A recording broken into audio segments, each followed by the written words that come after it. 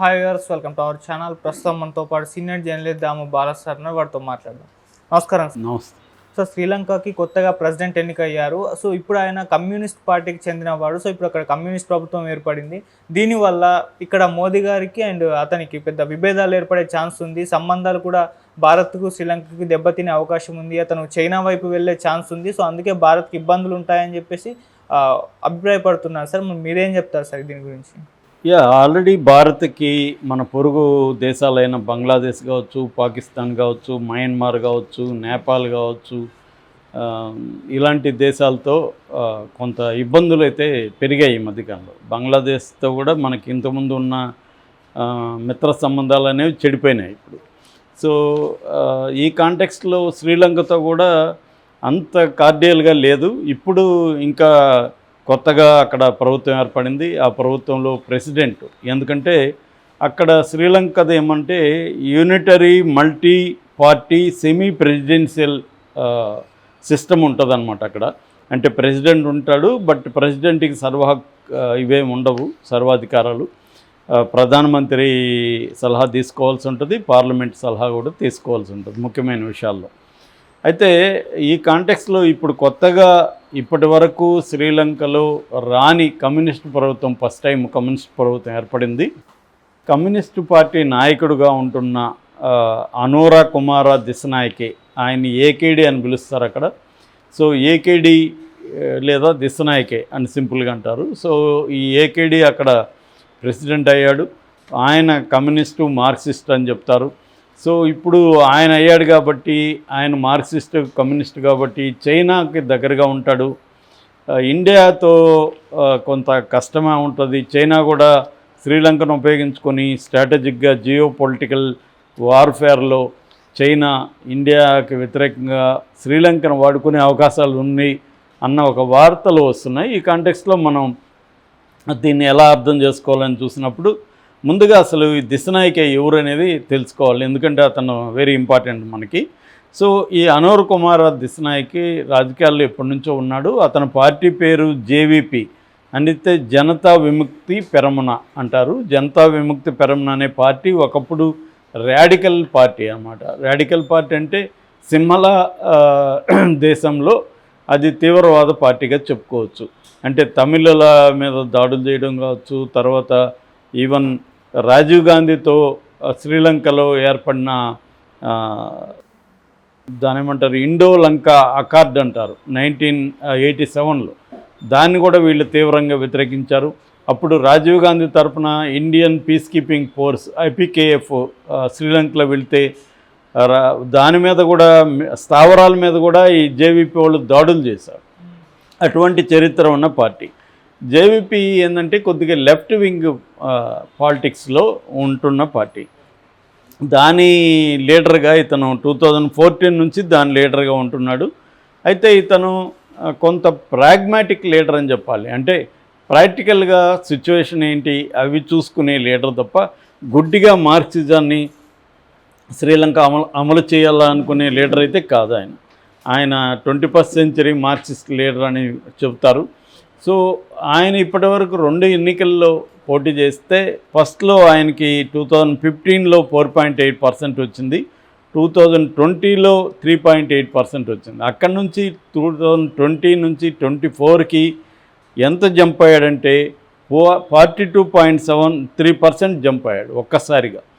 ఎందుకు ఇంత జంప్ వచ్చింది? ప్రజలు ఎందుకు కమ్యూనిస్ట్ పార్టీ అయిన జేవీపీ కమ్యూనిస్ట్ నాయకుడిని ఎందుకు ప్రెసిడెంట్గా ఎన్నుకున్నారు అనేది ఆలోచిస్తే మనకి శ్రీలంక గురించి ఇటీవల చరిత్ర తెలిసిన వాళ్ళకి కూడా అర్థమవుతుంది. ఎందుకంటే 2022లో అక్కడ ఆర్థిక వ్యవస్థ కుప్పగూలిపోయింది.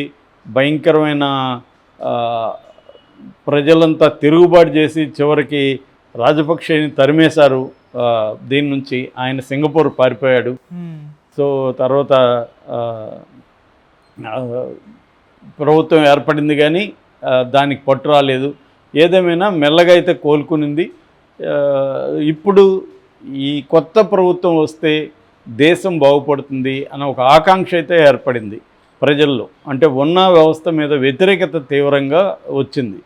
అదే సమయంలో ఈ దిశనాయకే ఏకేడి ఈయన ప్రాక్టికల్గా ఉంటూ తన పార్టీ ఒక్కటే అధికారంలోకి రాదని చెప్పి 2019లో మొత్తం 27 పార్టీలతో కలిపి చిన్న పెద్ద పార్టీలు, సంఘాలు, విమెన్ అసోసియేషన్స్, పౌర హక్కుల సంఘాలు, ఇలాగా అనేక సంస్థలు, పార్టీలు అన్నీ కలిపి ఆయన ఒక కొయిలేషన్గా ఏర్పరిచాడు. దాన్ని ఎన్పిపి అంటారు, నేషనల్ పీపుల్స్ పవర్ అనే ఒక కొయిలేషన్ ఏర్పాటు చేశాడు 2019లో. అప్పటి నుంచి ఆయన ప్రధానంగా మార్క్సిజం, మేము కమ్యూనిస్ట్ ప్రభుత్వం తెస్తాము అవేం చెప్పట్లేదు. మేము మంచి పరిపాలన అందిస్తాము, అవినీతి రహిత పరిపాలన అందిస్తాము, ఆర్థిక వ్యవస్థని గాడిలో పెడతాము, ప్రజల్లో ఇన్క్లూజివ్ పాలిటిక్స్ అంటే అనేక అభివృద్ధికి నోచుకొని అనేక వర్గాల్ని అభివృద్ధి మోడల్లోకి తీసుకొస్తాము అన్న ఒక మోడల్ని ఆయన జనంలోకి తీసుకెళ్ళగలిగాడు.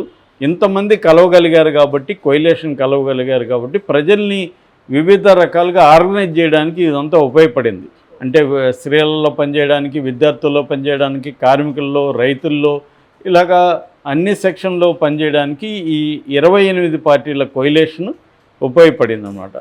సో ఇది ఆయన సాధించిన విజయంగా చెప్పుకోవచ్చు. అక్కడి నుంచి అతను వచ్చాడు. సో ఇప్పుడు భయం ఏంటంటే ఇండియాకి శ్రీలంకకి మధ్య ఆల్రెడీ రిలేషన్షిప్స్ బాగాలేవు. నిజానికి శ్రీలంకకి ఇండియాకి చారిత్రకంగా చూస్తే రామాయణంలో రాముడు, మన లంక, రావణుడు ఆ కథ పక్కన పెడితే చారిత్రకంగా చూస్తే మనకి 2500 సంవత్సరం నుంచి కూడా ఇండియాకి శ్రీలంకకి టైఅప్స్ ఉన్నాయి. అంటే క్రీస్తు పూర్వం 3వ శతాబ్దంలోనే మన అశోకుని కొడుకు, అతని పేరేదో ఉంది, సో అతను మహింద, అశోకుని కొడుకు పేరు మహింద అనమాట. మహింద బుద్ధిజాన్ని శ్రీలంకలోకి తీసుకెళ్ళాడు.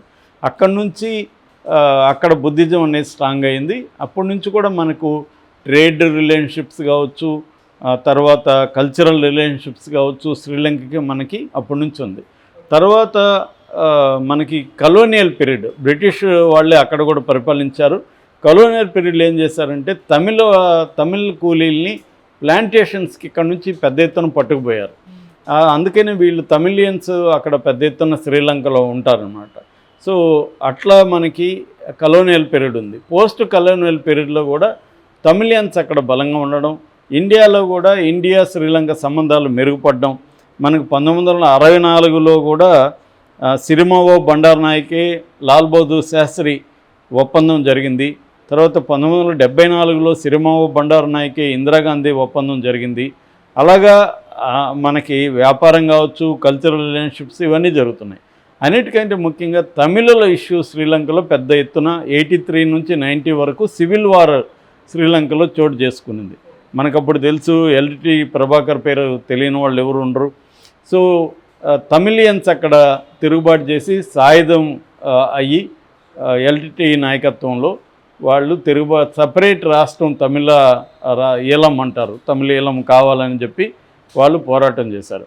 ఈ క్రమంలో రాజీవ్ గాంధీ తమిళ ఈలంని, ఎల్టీటీని వీటిని అంతా అణచివేయడం కోసం ఇందాక నేను చెప్పిన 1987లో ఇండియా లంక అకార్డ్ అనే ఒప్పందం అని ఒకటి ఏర్పడి IPKF, Indian piece keeping force అనేది మన సైన్యాన్ని అక్కడ దించి తమిళుల ముఖ్యంగా ఎల్టీటీ వాళ్ళని ఓచుకోతలు కూడా ఇవన్నీ చేశారు. దాంతో వాళ్ళు పగబట్టి రాజీవ్ గాంధీని శ్రీపెరంబుదూరులో బాంబు పెట్టి చంపేశారు. సో ఇలాగ శ్రీలంకకి మనకి మధ్య ఎప్పుడు కూడా ప్రశాంతమైన సంబంధాలు లేవు. ఆ తర్వాత చైనా ఎంటర్ అయ్యి ఇటీవల కాలంలో ఈ క్రైసిస్ను ఉపయోగించుకొని చైనా దానికి ఆర్థిక సహాయం చేయడం, చైనా శ్రీలంకలో స్ట్రాటజిక్ ప్లేసుల్లో తన స్థావరాలను ఏర్పాటు చేసుకోవడం, షిప్పులు కావచ్చు, మిలిటరీ ఇవి ఏర్పాటు చేసుకోవడం, ఇవన్నీ ప్లాన్ చేయడం అనేది జరగడం మొదలైంది. దానివల్ల మనకు ఆల్రెడీ ఇతర దేశాలతో, పొరుగు రాష్ట్రాలతో సత్సంబంధాలు లేవు. ఇప్పుడు ఇది కూడా ఒక తలనొప్పిగా మారే అవకాశం ఉందా అన్నది జరుగుతుంది.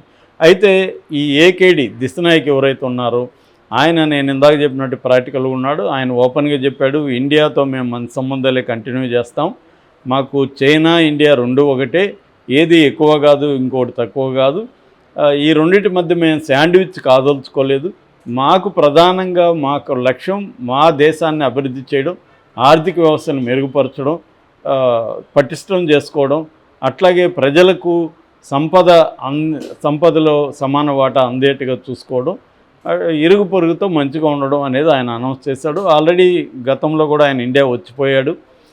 రెండవది, మా దేశంలో ఏ ఇతర దేశ ప్రయోజనాలకి భంగకరంగా ఉండే విధంగా వేరే దేశాలు వచ్చి మా దేశంలో మిలిటరీ స్థావరాలు ఏర్పాటు చేసుకోవడానికి మేము ఒప్పుకోం. ఇండియాకు వ్యతిరేకంగా ఎవరైనా పెట్టినా కూడా మేము అలో చేయమని కూడా ఆయన క్లియర్గా చెప్తున్నాడు.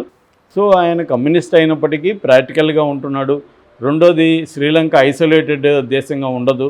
ప్రపంచవ్యాప్తంగా ఇవాళ ఎకనామీ కానీ ఏమున్నాయో దాంట్లో భాగంగా మేము ఉంటామని చెప్తున్నాడు తప్ప ఆయన ఏదో కమ్యూనిస్ట్ రాజ్యాన్ని స్థాపిస్తానని ఏం చెప్పట్లేదు.